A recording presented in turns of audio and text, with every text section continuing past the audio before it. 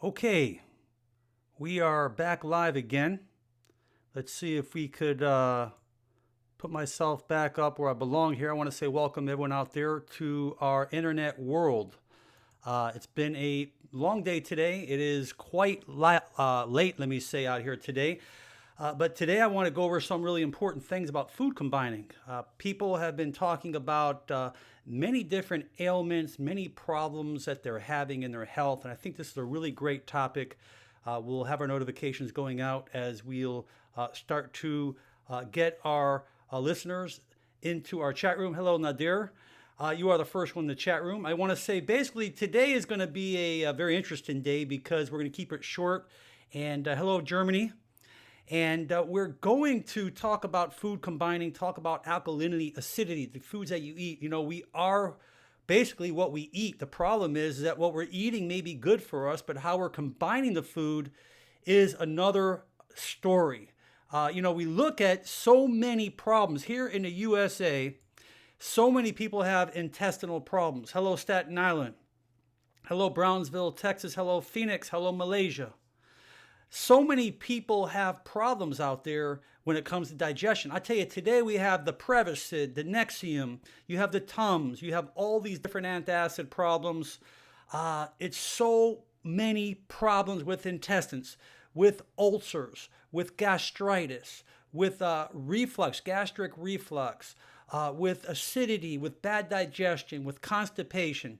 I mean, the list goes on and on and on. The problem is that we eat SHIT. Not literally we don't eat it, but it's not working the way it's supposed to work. So I'm going to go over some very important things to make you aware of certain foods that are healthier to eat with other foods. Yes, probiotics, as Anthony says, are important. Everyone should be on probiotics. If you don't take the probiotic, hello Washington, Halidia, you need to make sure you're getting the kefir, the yogurt, the good probiotics in our system. That's really important because you need that good bacteria. Now, particularly those people who are taking antibiotics, you're going to wipe out the good and the bad bacteria. So let's go over a few important things, and I want to go over some things. Now, you can refer to this chart and come back to this particular video. YouTube will be putting this video back on. We'll go into kefir with you after they're tired. Back on my channel. So I'll go into some questions later with you, but I want to move fast with this. There's not a lot to cover, but what I'm going to cover is really important. They're going to be charts. You're going to be able to go back to these charts. The first thing I want to bring out with you here is something really important. Hello, Lourdes. Good evening. I want to bring out a little bit, before we go into the pH chart here, let's talk about the pH. What is pH? Well, you have acidity, which is like hydrochloric acid, which is like the lowest, the strongest acid in the ones, and you have strong alkalinity on the 14s, and our blood is a little above 7. But the problem is the acid foods, the sugar foods, the starch foods, the processed foods, the whites, all those wheat foods are turning our system acidic. So we become acidic, and obviously our body doesn't work in the best acidic environment. It works better in an alkaline environment. We hear of alkaline water, ionized water. But all the veggies, which I'm about to show you, and I'm going to teach you the right foods that will make you healthier, because as your body becomes more into an alkaline mode, you're going to become a lot healthier. So that will take us to the next thing here. Let's talk a little bit about the alkaline acid chart. You can see a little bit here because I'm going to show you a few different charts. I'm going to start from the worst things that most people eat are our colas, our sodas, our pasteurized foods, our ice cream, our sugars, our hydrogenated foods. This stuff is acid. This stuff is like eating you away. This is what's ruining you. This is what's causing sickness. This is what's causing inflammation in your joints. This is what's leading your immune system to go down the wrong pathway. And if you look there, your bacons, even your meats are very acidic, even eggs. So if you are eating eggs, eggs are good for you. Chicken is good for you. Veals and turkeys may be good for you. But you need to balance it and counteract it on the high alkaline side where you see the vegetables. Vegetables and fruits are like the magic, guys. And those things, as you'll see, you can refer back to this because you're going to want to refer back to this. This will tell you a whole lot of good stuff. Now we look at these particular foods, these are more of the highly alkaline foods, the moderate alkaline foods, the mildly alkaline foods. This is a great chart for you to keep, guys. This is something that you can go back, and I say guys, I'm saying ladies and gentlemen, don't be offended. Just a bad expression I use sometimes. But if you look at that chart right there, the pH 9.5 alkaline, that's pretty alkaline.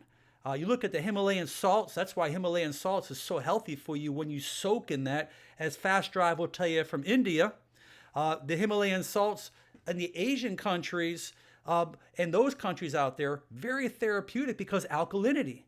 Okay, your kales are so good. Your greens are so good. They're so alkaline. They're so healthy for us. Our parsleys, our broccolis, our sprouts.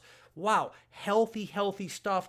Those green drinks are really good. But this whole chart is a go for everyone. Because if you can just stay with a lot of these foods, let me tell you something. Your pains, your acidity, your gastritis, your colitis, your conditions you're suffering from will start to get better when you start putting alkalinity into your system. I promise you. The problem that I have with the Asian countries is rice. White rice is poison, guys.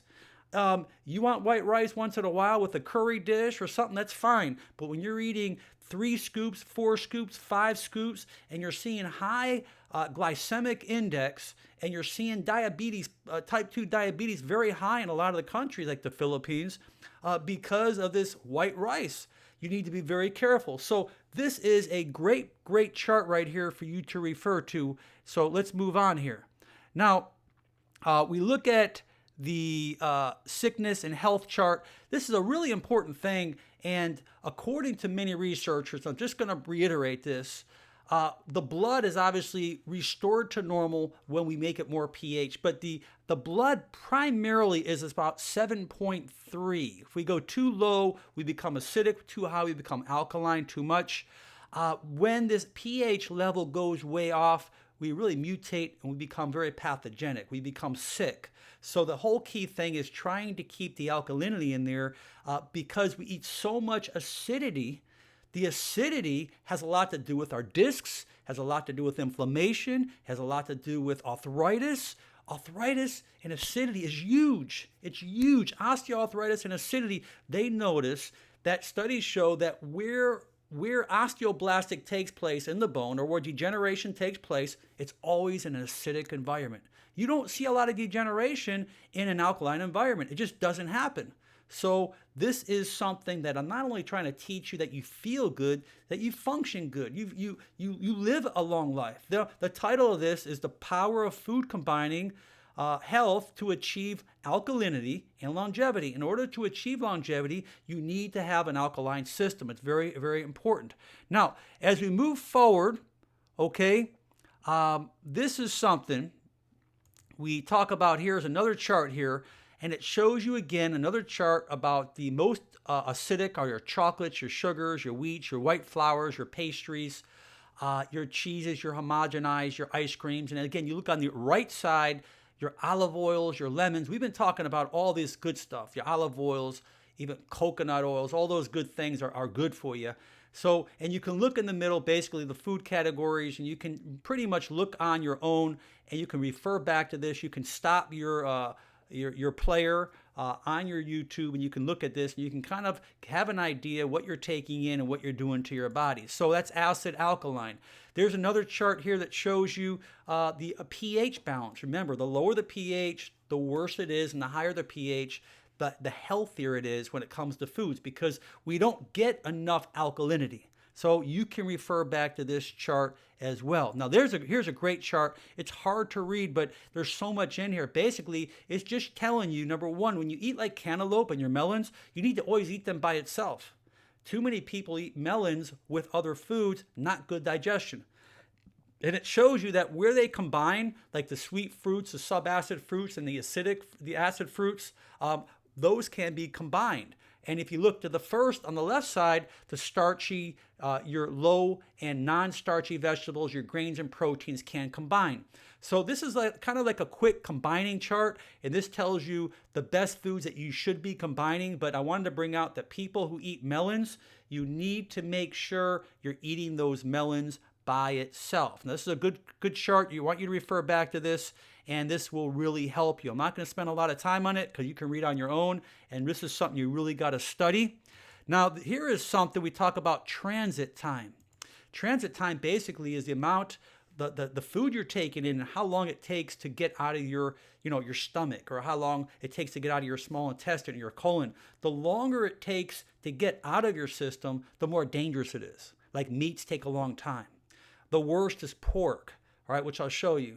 So we want to make sure you become regular, drinking lots of fluid, lots of water, and it just shows you from the mouth all the way down. It takes a minute to go down to the stomach and, to the esophagus, and it shows you the hours and how long it stays. That's just an interesting overall chart. And this chart here, right here, will show you a little bit about the exiting time of the stomach. For example, if you were going to go to bed, I don't want you eating like shellfish or an improper combined meal, because it's going to stay in your stomach. It's going to have a hard time digesting. People wake up with burning acid reflux because you're eating incorrectly. You're eating too late before you go to bed. So this will give you an idea. The best things before you go to bed really are juices and fruits. If you eat vegetables, 1 to 2 hours. But this shows you how long it stays in your stomach, and that's a problem if you're not combining your food correctly, because then we get bad acid, incorrect enzymes, bad digestion, lots of gas, lots of bloating, and obviously improper digestion. And obviously you don't want that. That's going to cause problems. This chart right here is a little bit more thorough, and it kind of shows you again the digestive time of various foods, the time spent in the stomach before emptying. Obviously, water is the fastest, but the fruits seem to be the best. Now, obviously, the winner obviously is the worst is pork, as we said, very fatty. Fatty meat takes much, much longer to get out of your system. All right. So you can look at the other ones. The more leaner it is, the quicker it's going to digest. But it's not only what you put in your body, it's how you're combining it. So make sure you do your homework on that. And last, as another little simplistic chart to give you a little idea about water, 0 to 15 minutes to get out. Juices about a half hour. Fruits about a half hour to an hour. But those are the things that are good to eat before you go to bed. All right. So we don't want constipation. We don't want problems like that, because auto intoxication is a big, big problem. So let's make sure we covered everything. You have the alkalinity here, which is very important. The pH we talked about, you want it more alkaline. Food combining, this is a great little chart here. It just tells you, there's a good summary. I want to say this for last, is that proteins and starches should never go together. They both are good with veggies. Fruit should always be eaten organic and ripe. I am always a big believer with organic if you can get it. Fruit is often picked unripe and extends life shelf, obviously, if it's uneaten. So unripe fruit takes what it needs to ripen from the body. But you want to make sure you're eating the right fruit. Never eat fruits and vegetables together. Most people don't know that. They want fruits and vegetables because it's bad digestion. Melons, leave them alone, or don't eat them. All right, so you want to eat them by itself or leave it alone, because they digest very quickly. They have their own digestive enzymes, and if you mix it with food, you're going to get lots of gas. Very important. Do not mix acid fruits with sweet fruits. Avoid drinking with your meals, and we've done videos on that. Drinking with your meals dilutes enzymes. These enzymes become very diluted. They can't digest the foods. You need protein, which you need acid to digest protein. So people who are taking antacids, Prilosec, Prevacid, Nexium, all those medications that are increasing the alkaline or alkalinity in your stomach, that's not allowing the acid to be there, you're going to have a lot of gas. All right?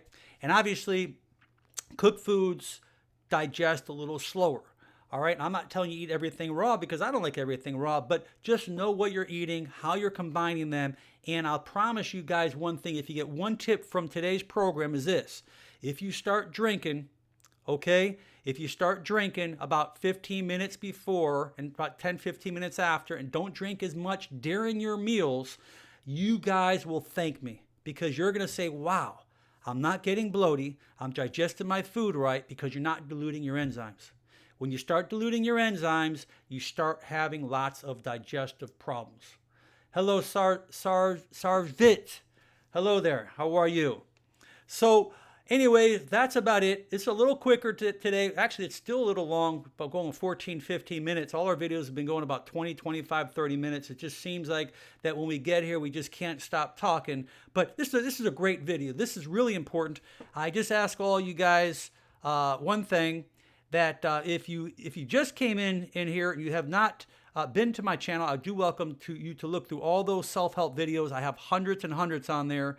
I do ask people out there, if you are new, please subscribe so you can continue to receive not only these live feeds. We've been doing live feeds all the time, and these live feeds have been really good. I see a lot of our same chat people in our chat room there, our good old people, our friends out there, and I appreciate that very much. We're targeting a lot of people overseas, over in India and Europe and Africa, and this is really good stuff. But just be wise on what we eat, because we are what we eat. Basically, we are who we eat, right? Or what we eat, let's say.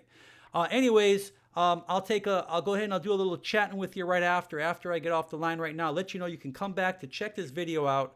And this will be online, so you can go through those charts, you can stop it, you can look at it, and we'll catch up with you real soon. God bless you, everyone.